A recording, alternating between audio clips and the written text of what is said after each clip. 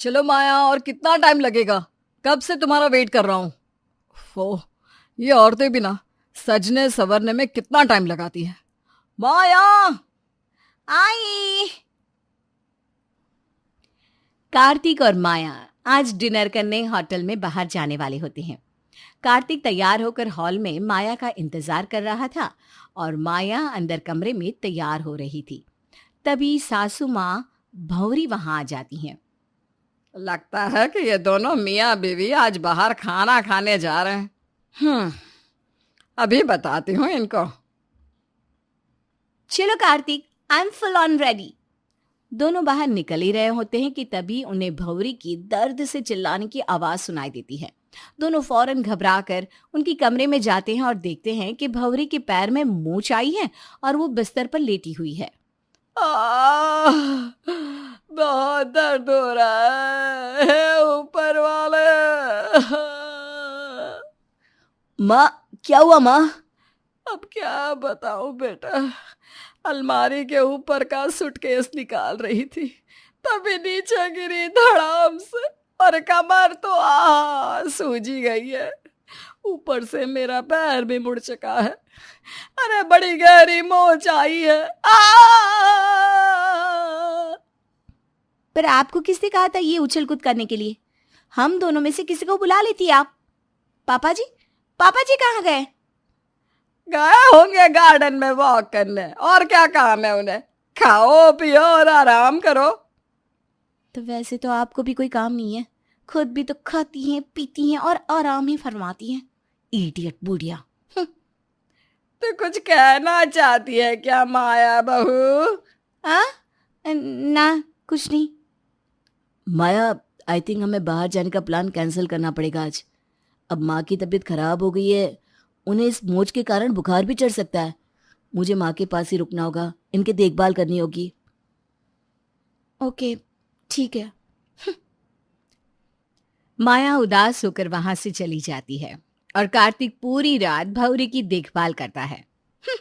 सास नहीं, मेरे जीवन का ग्रहण है ये औरत। जब जब कार्तिक और मैं क्वालिटी टाइम स्पेंड करने की कोशिश करते हैं, ये औरत हमारे बीच कबाब में हड्डी बनकर आ जाती है।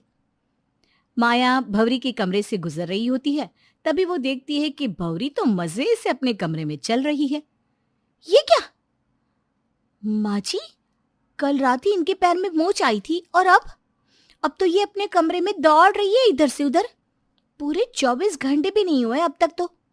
इसका मतलब इन्होंने मोच आने का ड्रामा किया ताकि मैं और कार्तिक बाहर डिनर पर ना जाए। अच्छा, तो अब समझी सास की साजिश। ये मुझे अपने बेटे से दूर करना चाहती है ताकि वो बीवी का पालतू कुत्ता ना बने और माँ का लाडला बेटा बना रहे। लेकिन माय डियर माँ जी, आप इस स्कूल की स्टूडेंट हो तो मैं प्रिंसिपल हूँ। अब देखना क्या होता है। एक हफ्ता बीत जाता है और भौरी सबके सामने अपना पैर ठीक होने का नाटक करती है। उसके पति राम गोपाल जब हल्दी वाला दूध लेकर आते हैं तो, अरे आप क्या पगला गए हो? मैंने बोला ना आपको कि मेरा पैर अब ठीक है। दूर ले जाओ इस दूध को, मुझे इसकी बदबू भी नहीं पसंद। दूर ले जाओ। कमाल करती हो तुम भी ना, एंटिक पीस हो। तभी वहां कार्तिक आता है। चलो माँ पापा, मैं ऑफिस जा रहा हूँ, आज एक इम्पोर्टेंट मीटिंग है, विश मी गुड लक। अरे मेरे लाल, गुड लक तो तेरे साथ हमेशा ही है। अच्छा सुन, शाम को आते वक्त मेरे लिए वो चौक की आलू जलेबी ले आना। और हाँ, जल्दी आना, आज मुझे वो जेवर बनवाने जाना है ना, तो तू भी चलियो मेरे साथ। ठीक है माँ, मैं जल्दी आ जाऊंगा। माया ये सब रसोई में रहकर सुन लेती है और वो अपने आप से कहती है, माँ जी, आपका सपूत तो अब मेरे हाथों में है। बेटे शादी के बाद बीवियों का ही ज्यादा सुनते हैं। अब आपके शाम के सारे प्लान्स कैसे मैं फ्लॉप करती हूँ, बस देखती जाइए। कार्तिक शाम को ऑफिस के बाहर निकल रहा होता है कि उतने में वहां पर माया आ जाती है। कार्तिक, सॉरी ऐसे बिना बताया कर सरप्राइज देने के लिए, लेकिन मैं ना घर पर बहुत बोर हो रही थी और उस रात हम दोनों की डिनर डेट भी अधूरी रह गई थी ना, तो क्यों ना आज हम कहीं जाए बाहर खाना खाने। I know a best restaurant, सस्ता भी और क्लासी भी। चलो ना, चलते हैं। अब माया, लेकिन वो माँ का। कार्तिक सोचो मत, चलो वरना मेरा दिल रूठ जाएगा। हाँ। माया जबरदस्ती कार्तिक को रेस्टोरेंट लेकर जाती है और वहां घर पर भंवरी कार्तिक की राह देख रही होती है। वो बार बार घड़ी के कांटे की तरफ देख रही होती है और 10 बज जाते हैं, लेकिन कार्तिक का कुछ पता नहीं होता। फिर 11 बजे कार्तिक और माया दोनों साथ में घूम कर आते हैं। अच्छा, तो ये माजरा है। मुझे लगा ही था कि यह कल मुही भी तेरे साथ ही गई होगी। आई एम सॉरी माँ, वो मैं। बस कोई सफाई मत दे अभी तो। तुझे अगर अपनी माँ की फिक्र होती ना तो तू आ जाता समय पर, लेकिन नहीं। तुझे तो अपनी बीवी के साथ रंग रलियां मनानी थी, है ना? अपनी माँ की तो कुछ पड़ी ही नहीं है। नहीं माँ, ऐसा नहीं है। माँ जी, आप इतनी सी बात का इतना बड़ा बतंगड़ क्यों बना रही हो?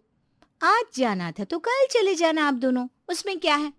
अब आप कल तक तो जिंदा रहोगी ही, है ना? थोड़ी ना चल बसोगी। हाँ हाँ, तू तो बस राह ही देख रही है मेरे जाने की और इस पूरे गृहस्थी को लूटने की। दोनों सास बहू में रोजाना कहा सुनी होती रहती, कभी इस बात पे तो कभी उस बात पे, और इस सब में बेचारा कार्तिक पीसता रहता। कार्तिक, आज मेरे लिए कॉफी बना दो ना प्लीज।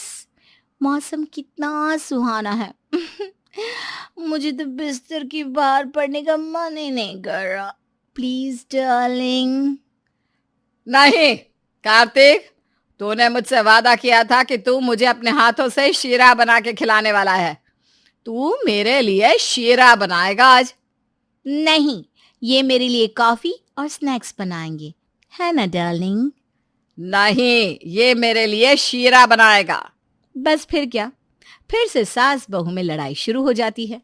इस सब से परेशान होकर कार्तिक मन ही मन कहता है, ओ गॉड, मुझे नहीं पता था कि मुझे खाना बनाना आता है। इस बात की मुझे इतनी बड़ी सजा भुगतनी होगी।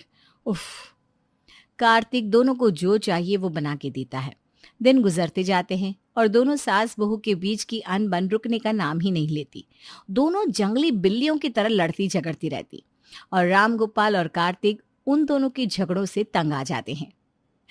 देखा ना तूने कार्तिक बेटा, कैसे सुना के चली गई वो मुझे। बस यही दिन देखने का बाकी था। पता नहीं पिछले जन्म में कौन से पाप किए थे मैंने, जिनकी सजा मैं इस जन्म में भुगत रही हूँ। माँ प्लीज अब रो मत। तुझे पता भी है वो मुझे कभी कभी खाना बनाकर भी नहीं देती और खुद अकेली ऊपर बालकनी में मंगवा लेती है ऑनलाइन खाना। अरे बहुत जुर्म करती है मेरे साथ। मेरे तो भागी फूटे है जो मुझे ऐसी बहू मिली है। माँ कार्तिक को माया के खिलाफ इतना भड़का देती है कि वो माया से डिवोर्स लेने का फैसला लेता है और लॉयर के पास जाकर डिवोर्स के पेपर्स भी बनवा लेता है। जब वो कागजात लेकर घर पर आता है और माया से कहता है, माया, इन डिवोर्स पेपर्स पर साइन कर दो। मुझे अब तुम्हारे साथ नहीं रहना। क्या? ये तुम क्या कह रहे हो कार्तिक? तू पागल वागल हो गया है क्या कार्तिक बेटा? क्यों माँ, आप यही तो चाहती थी ना कि माया और मैं अलग हो जाएं। आपको तो माया बिल्कुल पसंद नहीं है, तो फिर? माँ उन डिवोर्स पेपर्स को फाड़ देती है और कहती है, खबरदार, जो तूने मेरी माया बहू को डिवोर्स दिया तो अगर तू माया को छोड़ देगा तो फिर माया के साथ साथ अपनी माँ को भी छोड़ देना, समझ गया? क्या? ये आप क्या कह रही हो माँ? बस तू माया से अलग नहीं हो रहा और यह तय हो चुका है। थैंक यू माँ जी। कार्तिक सोचता है, अब माँ ये कह रही है तो यही सही। उसे लगता है कि शायद माँ का हृदय परिवर्तन हो गया है और अब दोनों सास बहू की जोड़ी फिर से सही तरह से रहेगी।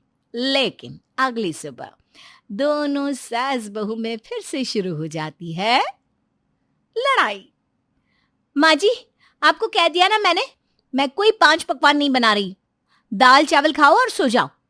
तेरी तो रुक, तो अभी तुझे बताती हूँ।